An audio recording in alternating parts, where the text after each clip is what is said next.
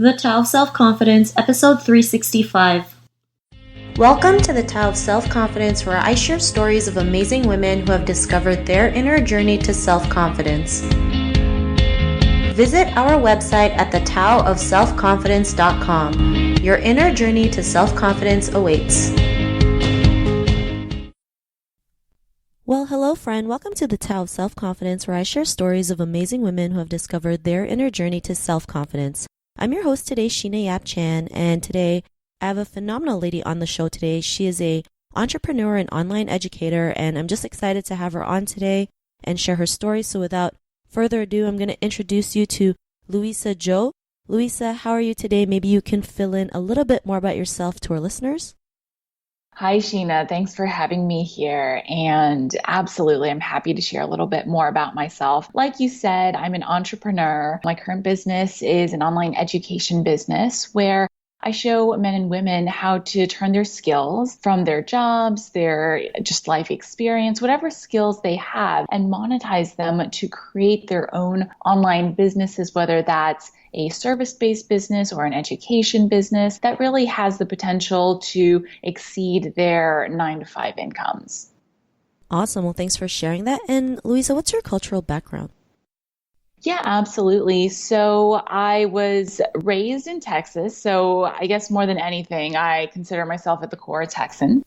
But my parents were or are Asian immigrants. So that absolutely influenced a lot of my childhood growing up as well. Thanks for sharing that. And what would be your favorite self-confidence quote?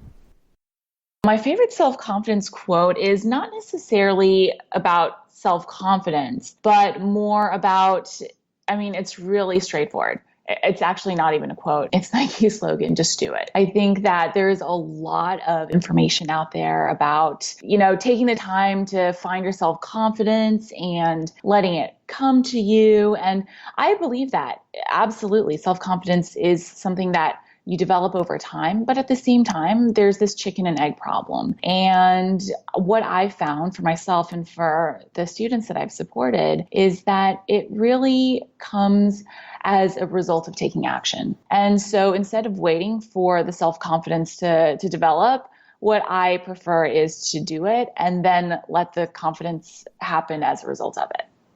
Thanks for sharing that. And, I agree with you with just doing it, even if it scares us to death, right? Sweaty palms, stomach, butterflies in our stomach. We all go through it, but just taking that action, no matter what happens, and we keep on doing it, that fear will go away and we become more confident. So great quote. And what would be your definition of self-confidence? My definition of self-confidence would be believing that you have the ability to do whatever it is that you want to do as long as you are willing to pay the cost. So knowing that it's not, when you want something, it's not about external circumstances. Yes, I'm not saying they don't play a factor, your background, your education, your skills, but more important than any of that is that I truly believe if there's something you want in life, it's about figuring out how do you achieve it? How have others achieved it? What's the price that they've paid to get it? And believing that if you truly want it, it's about you being willing and able to pay that price versus relying on external circumstances or blaming others or external factors for not being able to accomplish what you want. Thanks for sharing that. And that's a great definition. I think people forget that, we might have to sacrifice something to get what we want. If it's something as simple as losing weight, we have to cut out the junk food, right? to attain that better health and lifestyle. And, some people do feel like they're just waiting for something to happen, not realizing like if we go out there and, we're going to have to go through some obstacles, it's worth it. That's why it's considered the road less traveled. So I really like that definition that you mentioned. And Luisa, what was your life like before your discovery of self-confidence? Yeah, I would say there was a lot of fear, and I'm sure that's not surprising, but there was just a lot of fear and a lot of doubt there was a doubt in, anything that I wanted to pursue. I'm not saying that there's no doubt now, but there was a lot more back then when I thought about, even if I was asking for a promotion, even if I was thinking about starting my business, whatever it was, there was always this fear that I wouldn't be good enough, that people would laugh at me, that I had this personality that was a burden because I'm an introvert. I'm not very good at self-promotion. And there was just always this belief that, well, maybe this is the best it's going to get. This is as good as it's going to be. And I think that, yeah, that very much sums up what my life was like before going on this journey of discovering my self-confidence. And afterwards, it's just more about, like I said before, figuring out what the price you have to pay to get somewhere and being able and willing to pay it.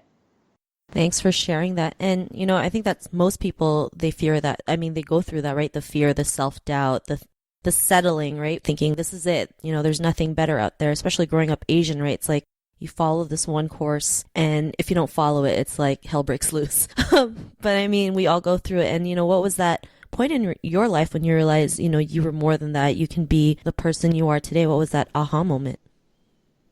Biggest aha moment I've ever gotten was when I was starting my career coaching business, and I wasn't sure anyone would want to pay me. And so, it was all this moment of self-doubt, all of this, yes, I want to do this, but I don't know if I really can, all of these things that I'm sure many of us have experienced before. And the aha moment was when I was sharing with someone who I thought might be interested in what I had to offer. And she just said without hesitation, yes, let's do it. And I later asked her, why was it just such a fast yes for you? And she said, well, it's because of how much you've accomplished. I wanted to learn from someone who's already done it, how to get the great salary, how to get a manager role, how to transition industries. And you were basically the shortcut. All of your experience, all of the years that you've put in, or basically the shortcut that I was willing to pay the price for, to invest in. And that aha moment kind of just was a wake-up call for me. It was like, okay, you're serving, you're providing value, you have a lot of value to give, and that's worth something, that's worth a lot to the world, to the people you're going to help. And you have to realize that. No one is gonna fight that and argue for that for you. So you have to realize that. Thanks for sharing that. And, that's a great story, especially, when moments of self-doubt and there's people out there who see us in a totally different way, right? They see us as maybe someone who's accomplished, maybe someone who's successful, but then we do the great comparing game, right? We compare ourselves to someone else and we just feel like we're not as worthy, not realizing like there's people out there who want to work with you, who want your advice, who want your value, and are willing to pay for it because they know where you've been. And because of that, what's your life been like now? Yeah, so I would say life is more about what's possible versus what's impossible. That's the best way to describe it. I used to think that when I used to think about a problem or a goal, the first thoughts that would come up would be why it's not possible, why it's so hard. And now when I think about it, it's more about how am I going to get there? What do I have to do to get there versus is it possible or not? And that alone has just opened up the way I pursue my goals. And I'm not saying it was an easy process. It was definitely a very hard one, but that is the biggest change that has just completely transformed my life. Thanks for sharing that. And, it's great that you mentioned that the way you think now, right? What's possible? Because a lot of us feel like we don't have the answers, but if we just start asking the right questions, the answers will come to us. Like what you mentioned, you start, thinking differently and all these things start attracting to you because you started asking the right questions. So I'm really great that, you're able to share that. And, to the woman who's listening to your episode, she may be in her own journey of self-confidence. What would be that one tip you would give to her? The biggest tip I have to give is I think there's this common misconception that the people we admire who have achieved what we want to achieve started out with this incredible amount of confidence or brilliance or luck. And what it's hard to imagine, to realize, is that most of them, most likely, now I don't know exactly what they were thinking, but most likely they had the same fears that we do. And it's not about being born without fear. It's about taking that first step despite it, and then earning the right to develop that self-confidence. Self-confidence doesn't come from meditation or waiting for it to happen or hoping or praying. The fastest way to get it, I'm not saying the only way, but the fastest way is to take the action. And if you do, that first step, despite that lack of self-confidence, will be so much more powerful for helping you achieve your dreams and for overcoming your fears than anything else that you can think of. Thanks for sharing that great tip. And it's so true. All it takes is that first step, no matter how scary it is, no matter if, we have all these crazy thoughts in our heads, just taking that first step will kind of like shut them up. So thanks for sharing that great tip. And if our listeners wanted to get to know a little bit more about you and what you do, is there any links or social media profiles we can connect with?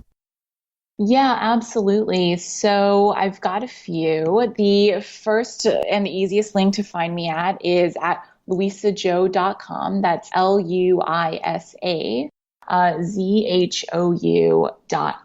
And that's my website. And I've also got a really great training. It's a free training for anyone who's interested in starting their own service-based coaching or consulting business. And that can be found at luisazhou.com/YFPC training. So if anyone's interested in potentially starting their own business, that's a great free training to help them get started.